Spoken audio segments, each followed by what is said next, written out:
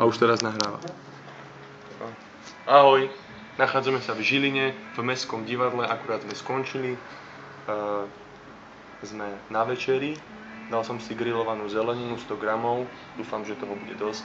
Vládko si dal brinzové halušky na 2 porcie, pretože jednu nezie.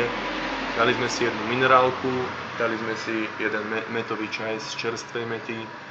Za chvíľku odchádzame domov, skončili sme momentálne trojboj.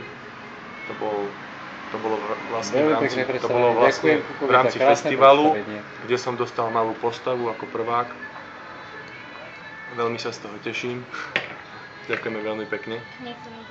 A teraz nás čaká dlhá cesta, ktorú úspešne zvládneme a potrebujem byť čo najskôr doma, pretože v piatok ma čakajú skúšky z Deň Slovenského divadla. Potrebujem si to naštudovať, je toho veľmi veľa.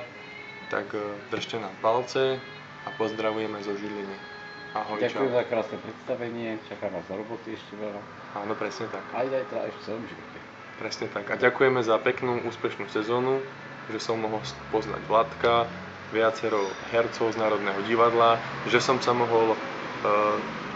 mohol ocitnúť alebo byť súčasťou 3 projektov pekných, Pán mimo Budembrukovci a Lomidrevo, ktoré mi dali veľmi veľa skúseností.